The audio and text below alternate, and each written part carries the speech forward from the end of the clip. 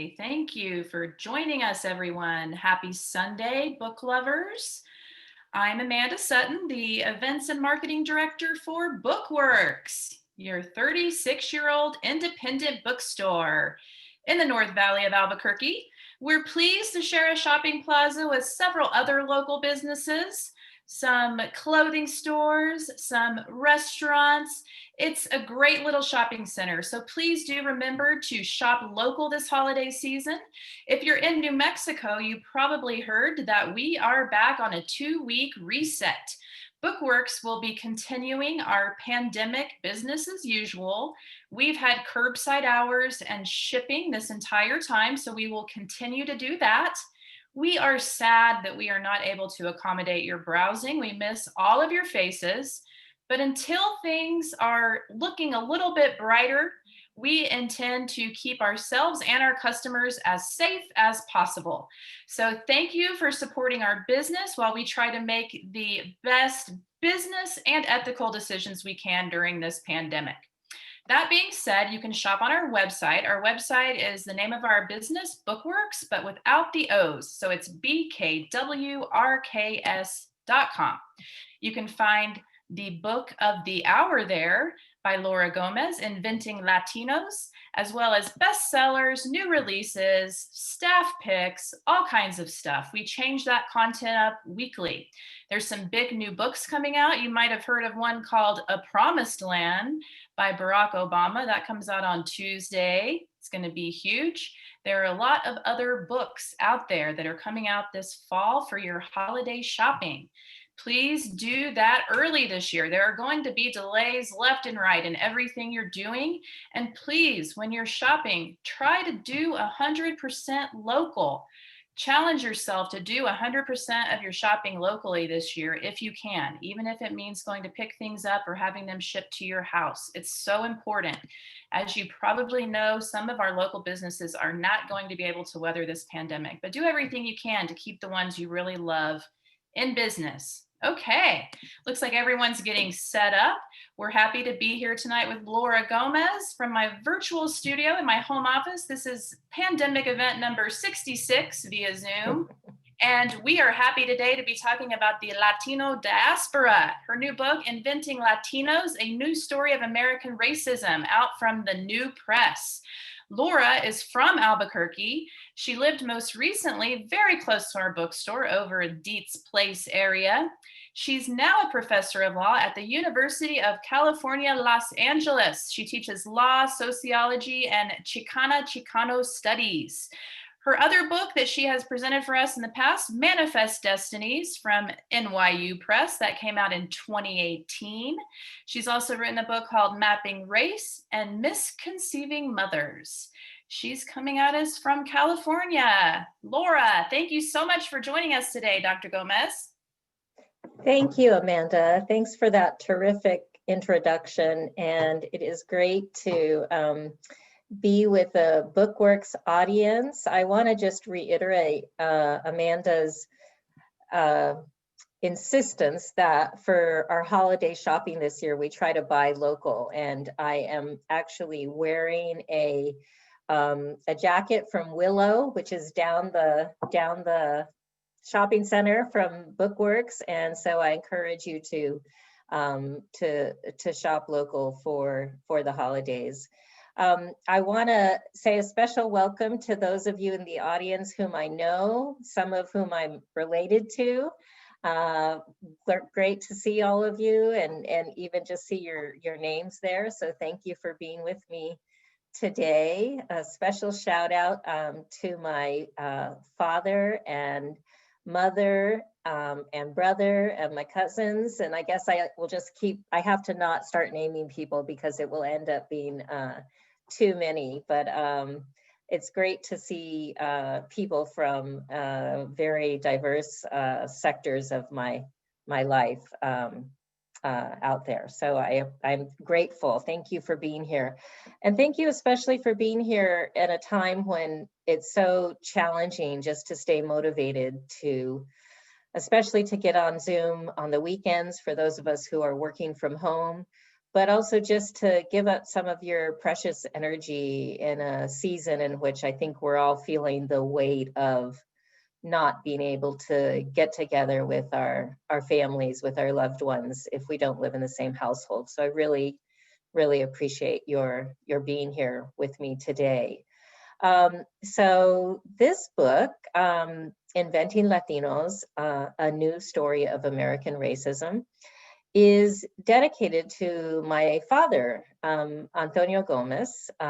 And I just wanted to mention that because we don't often enough, I think, get to tell each other how those we love, how much they mean to us and how much they have influenced our life's course. And so I just want to mention that. And if you do have the book already or plan to get it, you can read in more detail what that dedication is about.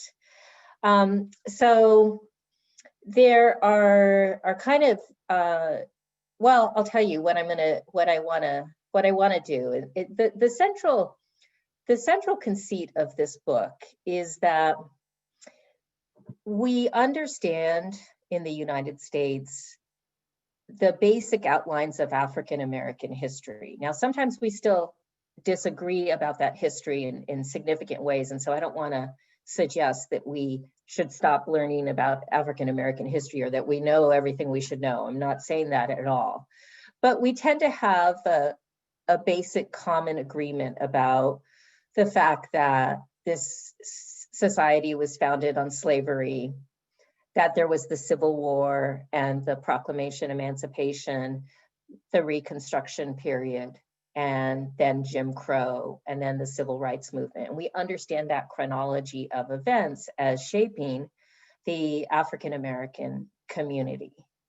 What I'm trying to do with this book is tell a similar story about Latinos, is be able to say, okay, what is it that if we're thinking about how Latinos are a group, and in particular, a group that has been racially subordinated, how is it that we understand the connections between Mexican Americans in the Southwest and Puerto Ricans and Cuban Americans and Central Americans and so forth. And that is the story that I'm trying to tell in this book.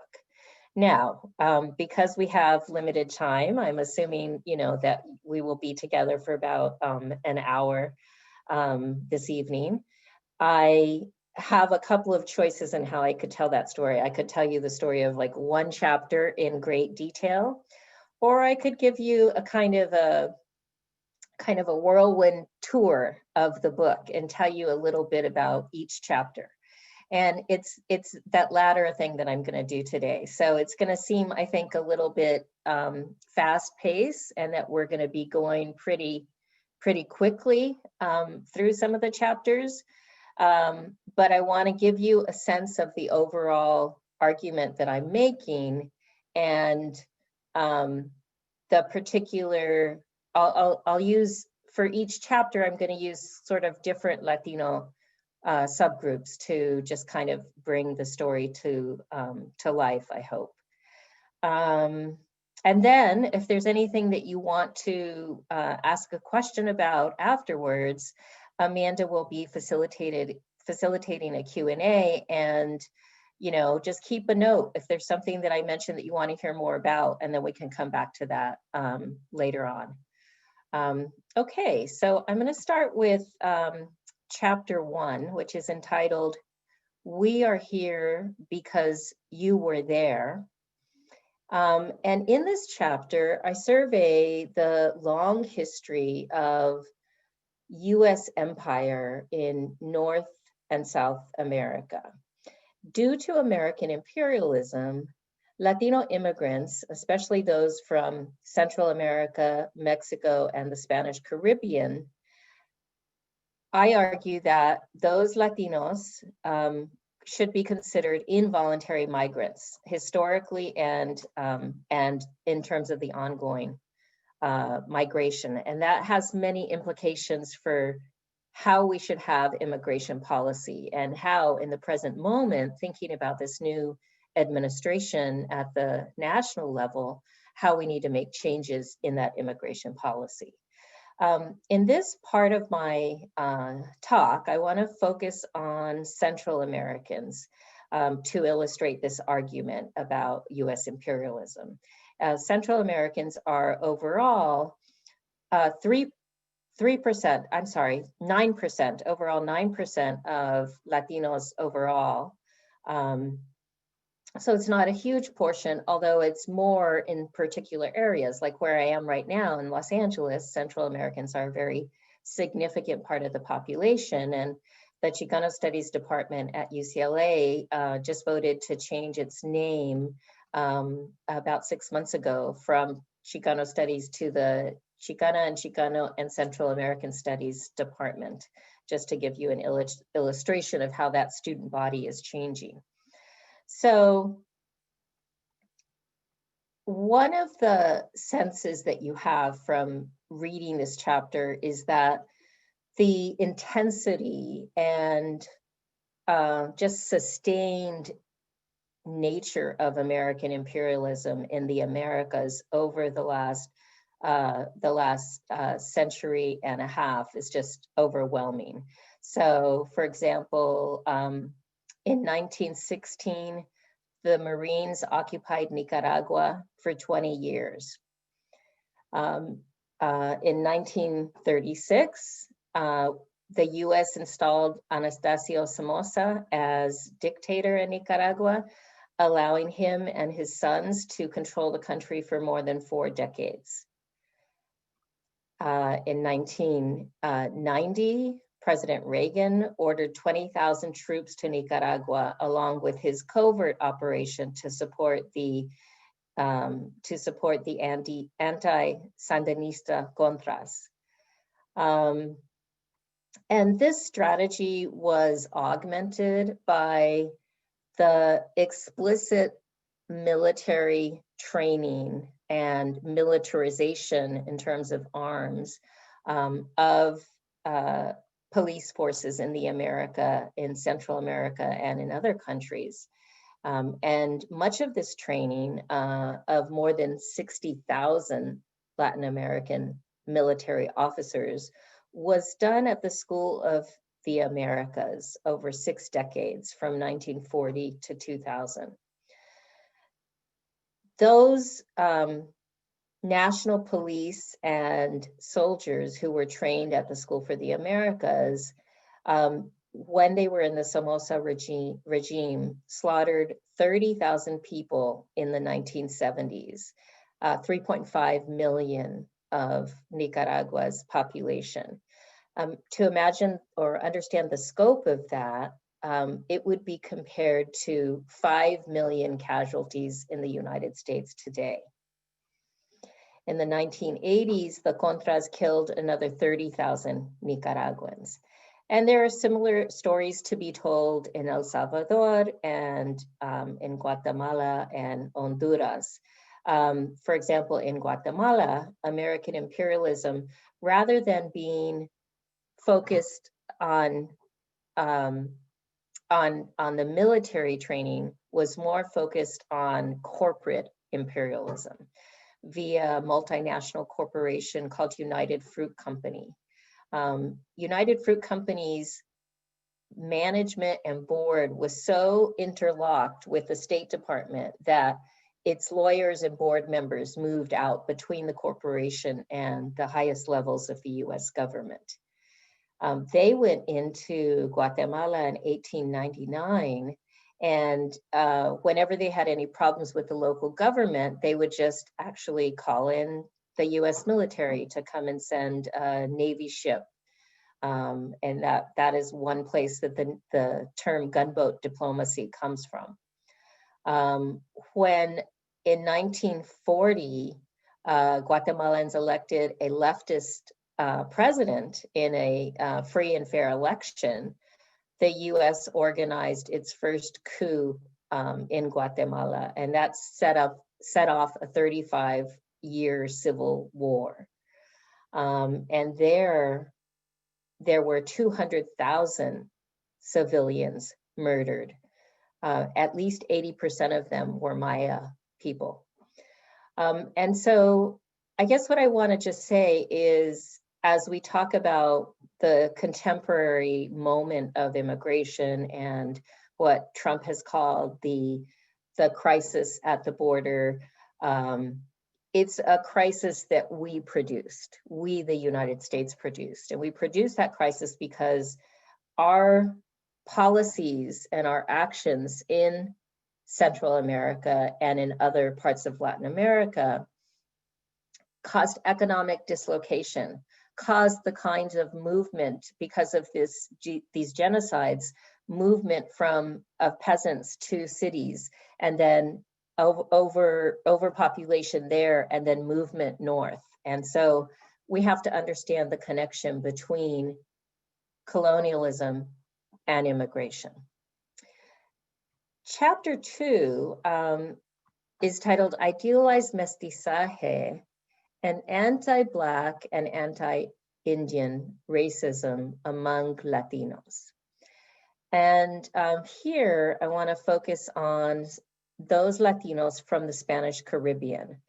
They're combined 17% of the Latino population. Puerto Ricans are 10%, Puerto Ricans on the mainland only. Cubans are 4%, and Dominicans are 3%. And when we think about the Spanish Caribbean, it's helpful to go back to an earlier period of colonization, the Spanish colonization in the region. And when the Spanish came to the Americas, they encountered 80 million indigenous people. Only 10 million of those 80 million survived Spanish contact. And another 12 million African slaves were brought by the Spanish to the Americas.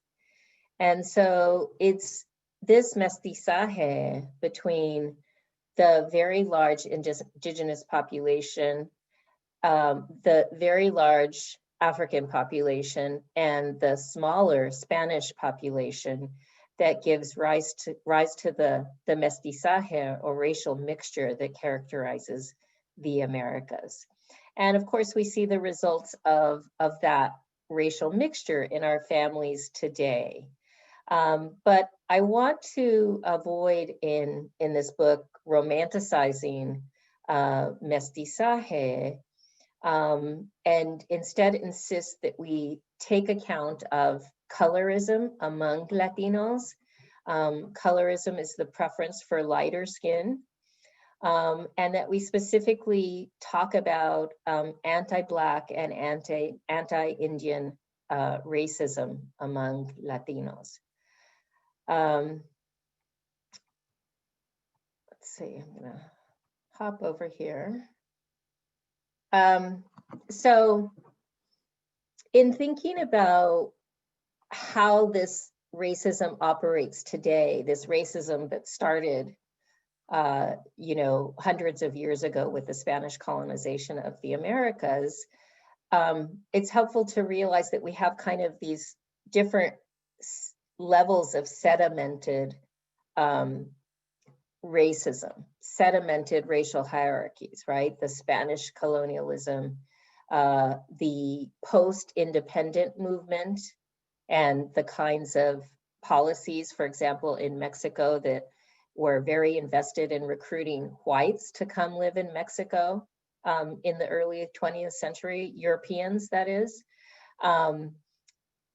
And then the racism that came from the United States, these imperialist projects in the Americas, as well as the contemporary racism in the United States. One of the dynamics that we've seen, because of all these kind of the cumulative nature of these 4 different layers of racism, is that Afro-Latinos, those Latinos who many might view as Black, often are reluctant to identify themselves as Black, and to instead identify themselves as mestizos, or as For example, Dominicans will refer to themselves as indios, which in New Mexico, of course, means a very particular thing, right? If we say Indio, or even in Mexico, we're talking about indigenous peoples.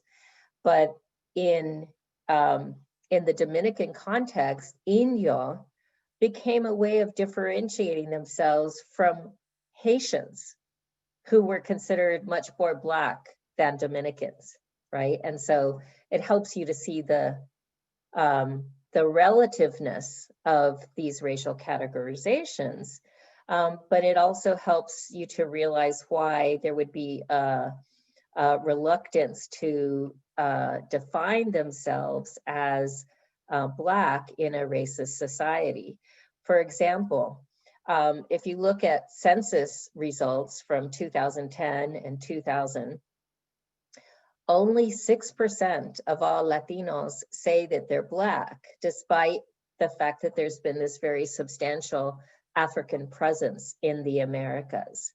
And among Puerto Ricans, there's an interesting phenomenon, because Puerto Ricans on the island are more likely to say that they're white than Puerto Ricans on the mainland. And it's not because there's actually any color difference between the Puerto Ricans on the mainland and on the island, but just that the kind of lived reality of race and racism in those contexts.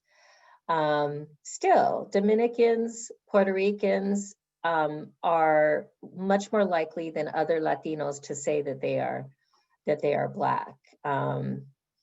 But even this dynamic varies by region in the United States. So for example, Dominican Latinos who live in Florida are much less likely to say that they're Black than Dominican Latinos who live in New York and New Jersey. And this is a dynamic, I think, that to an extent we can see mirrored in some of the early exit poll results in terms of how people in Florida, Latinos in Florida, are voting. So maybe that's something we'll talk about in the Q&A. One other dynamic that I want to just mention here briefly before moving to chapter 3 is that, and we all have relatively recently filled out the census, hopefully. And when we get the census, we know that there's 2 questions that relate to Hispanic identity, right? One question, called the Hispanic ethnicity question, says, are you Latino or Hispanic, right? Yes or no. And then if you say yes, it asks you to say, are you Mexican American? Are you Cuban American, etc. And then we have a race question. And that race question asks us, well, what race are you? And many Latinos report that they're just very frustrated with that question, because they said, didn't I just answer that? I just said that I was Latino. Why are you asking me again what my race is?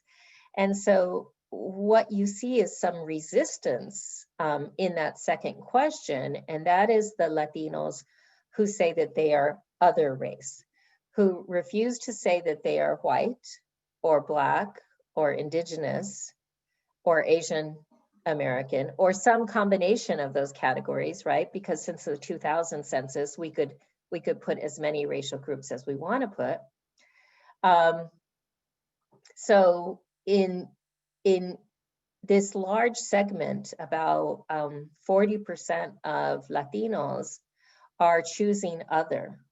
And for this reason, the 2020 census results, when we get them next year, will show that the second largest racial group in the US is other, after whites. And 98.8% of that group that says they're other will actually be Latinos, right? So I point this out only to say that there's a similar dynamic that goes on with different populations by region saying that they're other versus saying that they're white. But then when you actually ask people, well, do other people see you as white? They say no. Even though they're saying that they're white on the census, they're not thinking that other people actually see them as white. So these are interesting ideas, some of which relate back to my last book, Manifest Destinies, The Making of the Mexican American Race. But for now, I want to move on to chapter 3, entitled The Elusive Quest for Whiteness. And here I want to focus on Mexican Americans. Mexican Americans are 70% of all Latinos, 70%. So the fate of Latinos is really the fate of Mexican Americans. And I want to say that that number is a little bit higher than what you might see in some news media. And the reason for that is that I include those persons in the census who say that they're other Spanish, because I think many of those people are New Mexicans, right? From old New Mexican families. And we have Mexican roots, but we don't have family in Mexico today necessarily.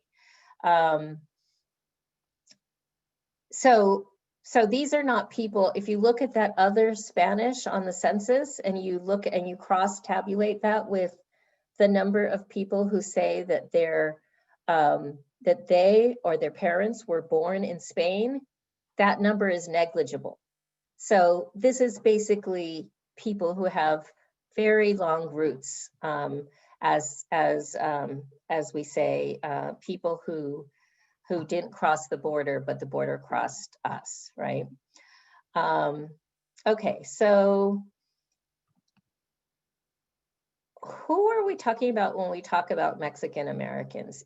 80% of Mexican Americans are citizens.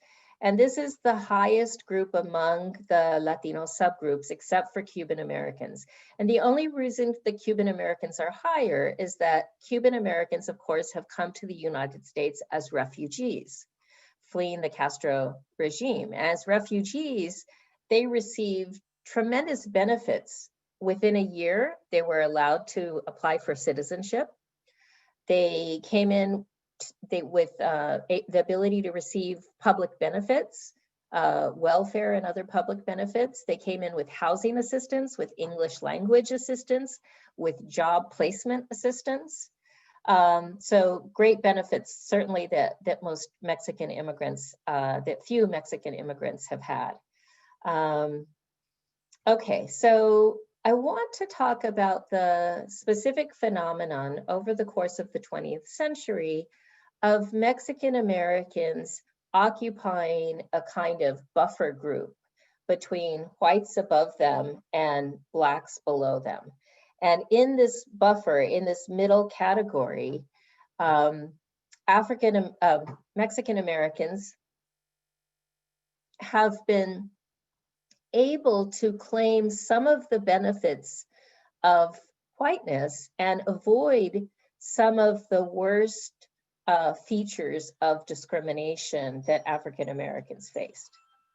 Oops, sorry about that.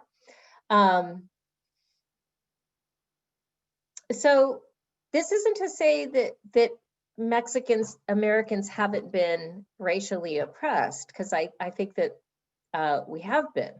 But it's saying that there has been a certain kind of a protective shield by being in this kind of in-between racial status.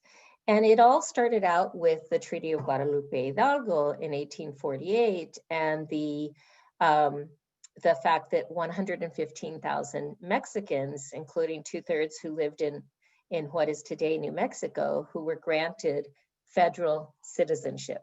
And they were granted this citizenship at a time when the law in the United States said that only white people could become citizens. And it continued with a variety of different policies and naturalization, which, let me just see how I'm doing on time, which I won't go too much into, but I just am happy to go into it in Q&A. But it was It was also reflected in particular legal strategies. So for example, you had civil rights organizations like LULAC, the League of United Latin American Citizens, which was formed in Corpus Christi in 1921. And LULAC was an organization that specifically sought to emphasize Mexican Americans' assimilationist tendencies, right? They wanted Mexican Americans to identify with the United States and not with Mexico. They wanted Mexican Americans to speak English. And it fostered a particular legal strategy as well. I want to give you one example of that legal strategy, and has to do with a case called Texas V Hernandez from 1954. This case was decided the same year that Brown versus Board of Education was decided, and it has a great deal of significance, but even most law students don't know about it, much less do high school students and high school teachers know about it. So in Texas versus Hernandez, the defendant who'd been convicted of murder and sentenced to life in prison was challenging the conviction on the basis that there were no Mexican Americans who were even called to be considered as potential jurors for the case. And this was in Jackson County, Texas, near Houston, which was 15% Mexican American citizens. And in 25 years, they only had the data for 25 years, no Spanish surname person in Jackson County had ever been called for jury duty. Now, what was interesting about the lawyer's strategy, and this was 4 Chicano lawyers actually, who were representing Mr. Hernandez, they argued not that Mexican Americans weren't white and should be protected by the 14th Amendment, but that Mexican Americans were white, but were being discriminated against as a different class. And that kind of fine distinction that they were trying to make actually almost cost them the case, because the state of Texas came back and responded to the lawsuit and said, wait a minute, if Hernandez is white, well, there were whites on the jury, so what is he complaining about? And in the end, the Supreme Court ruled unanimously in favor of Hernandez and said, we find it impossible to believe the county that it was pure chance that these in 25 years, no Spanish surname citizens had been called for jury service.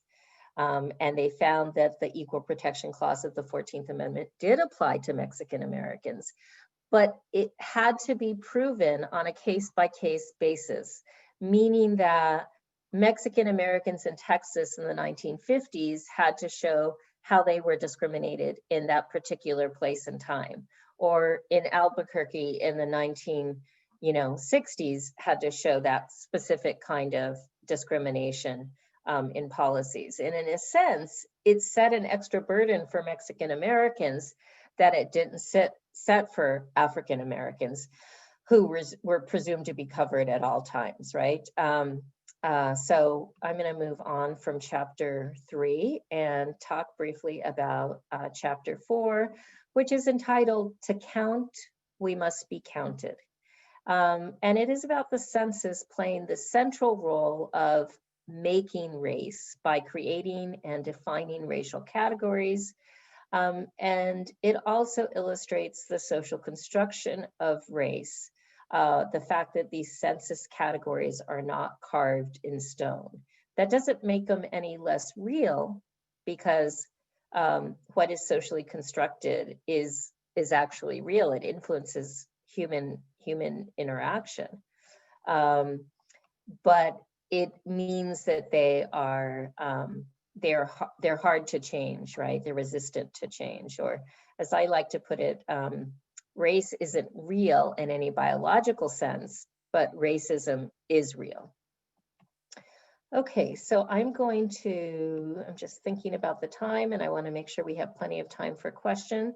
So I want to talk a little bit about how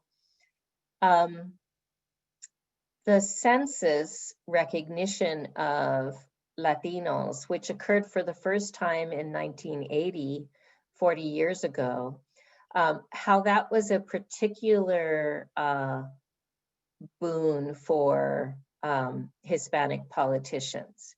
And so to understand the dynamics of what happened, what it was that happened in 1980, why the Census Bureau started counting Latinos, we have to go back to, well, let me give you a little bit of a pre-1970 introduction, which is just to say that prior to the 1970 census, people did not self-identify as a particular racial group. There were people who were hired to be census enumerators, and those enumerators were supposed to go house by house, and they had instructions on how to define people as Native American, as Black, as white, and the option of other, actually. And they wouldn't ask people what their race was. They would just look at those people, or perhaps look at the neighborhood that they were in, and they would decide what race that they were. Now that changed in 1970. And for example, one of the things that you saw as a result was, and it changed because people were allowed to self-identify their racial group. So for example, between the 1960 census and the 1970 census, you saw a 40% increase in the number of Americans filling out the census who said that they were Native American. Now, is it that because there was a 40% increase in people who were Native American who became immigrants to the United States in that 10 years? No, it's because they were, it's because Native American, it was because there was a kind of a renaissance in Native American identity. Sometimes people refer to this as the Elizabeth Warren situation, and I'm a big fan of Elizabeth Warren's in general, but this dynamic of sort of, oh, I had an Indian grandmother or great grandmother, and so now I could say I'm Indian, I'm going to say I'm Indian, right? Now, when that 1970 census results came out, MALDEF, the Mexican American Legal Defense and Education Fund, sued the federal government, saying that Mexican Americans had been undercounted. And this led eventually to the 1980 question, is this person Hispanic or Latino, right? But once we had that number, right, after that 1980 census, once we had that number, then all kinds of people were able to utilize that number. So for example, advertisers who at the time, those people who specialized in Spanish language advertising in the US, they were Cuban American. And they said, oh, now we're gonna go out to every corporation. We're gonna say, you need to do a Spanish language commercial. And we're gonna tell you the kind of people who should be in that commercial. And meaning that they said, oh, we want this kind of actor, you know, kind of person who looks not too light, not too dark, not Afro-Latino, not indigenous Latino, but a certain kind of image, right? Just as an example. Another group that really benefited from this, or that kind of capitalized on the census results, was politicians, right?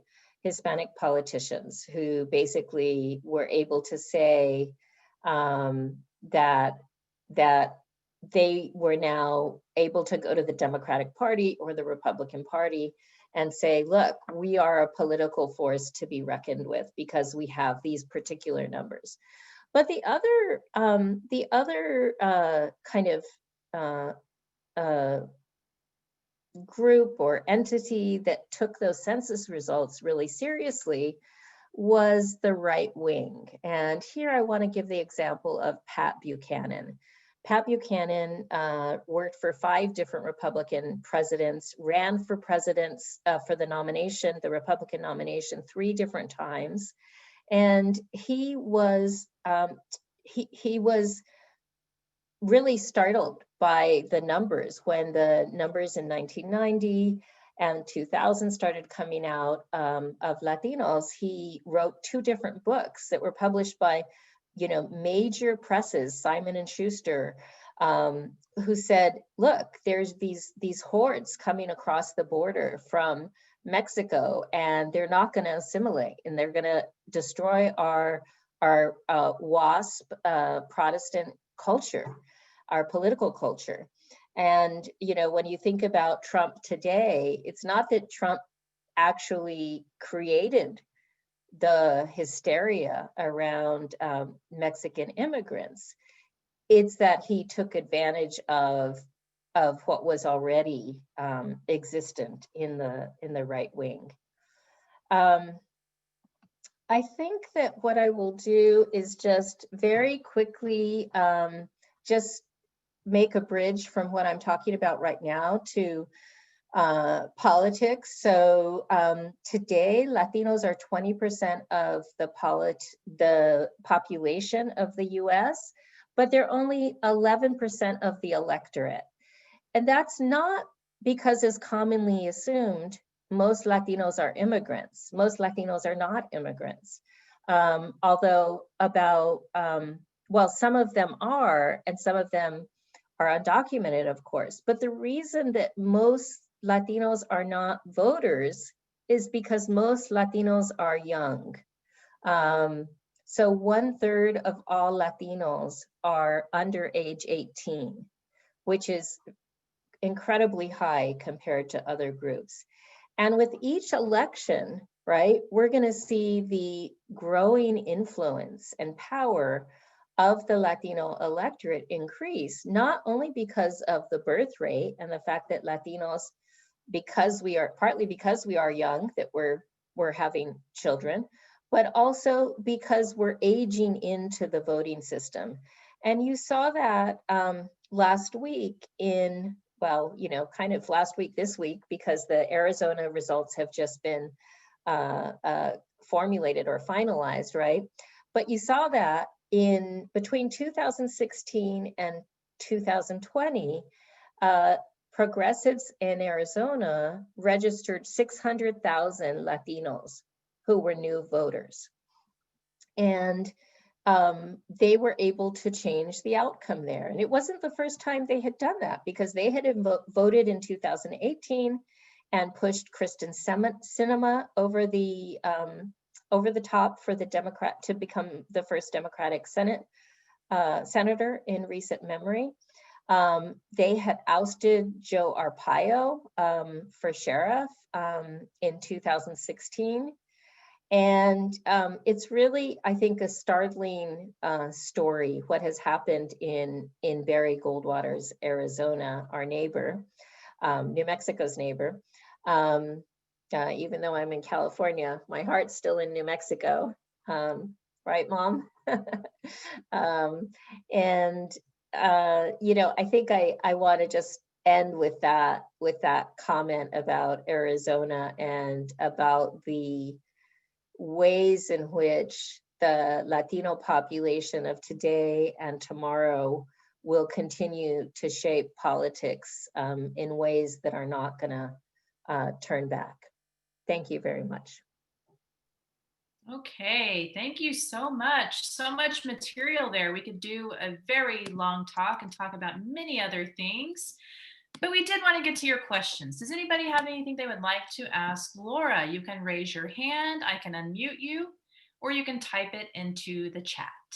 So let me know if you have a question for her. I would like to ask how all of this relates to New Mexico. I'm from Oklahoma originally, and when I grew up, when we talked about anyone of the diaspora, we just talked about them as Hispanic. And in Oklahoma, everyone perceived that as they're Mexican. Then I moved to New Mexico, where there are people who identify as of Mexican ancestry, of Spanish ancestry. Can you talk a little bit more about that? What I've heard called the language of blood here in New Mexico, and if we see that in other places. Yeah, I can talk about it. I do want to say that I know some of you have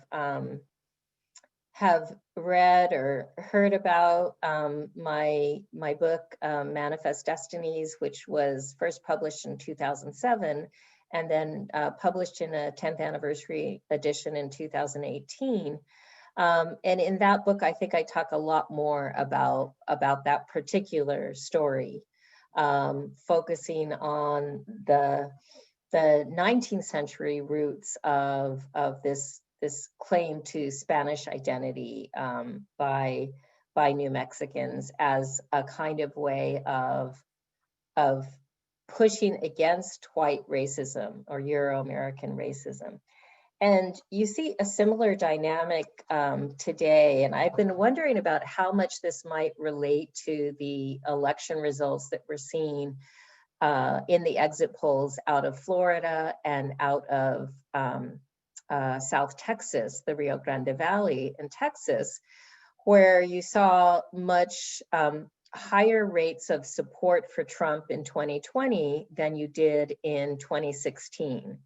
Now, I will say this with the caveat that exit polling is, it's always had limitations. And I think we are especially seeing that polling in general has huge limitations today, right? Because whether it's because we're all on cell phones and we know how to screen our calls and so we don't answer the phone, or whether it's because the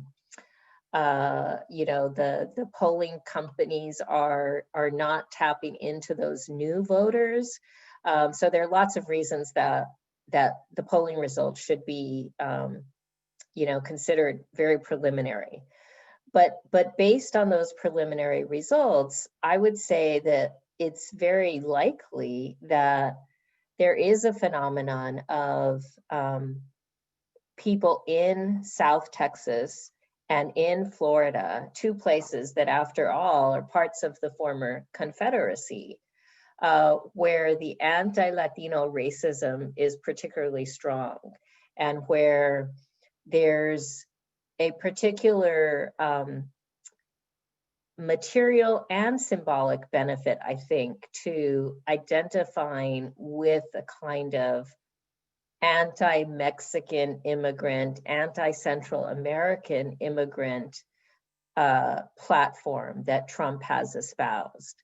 So I think that that's related to some of these similar dynamics of how people situate themselves racially. And one of the interesting studies that I've seen has shown that if you're a Mexican American who lives in the Rio Grande Valley, closer to the border, you're going to be more likely to say on the census that you're Latino and that you're white than if you live in Dallas, where you're going to be more likely to say you're Latino and you're other race, right? And so just subtle things like that tell us that there's some interesting dynamics going on.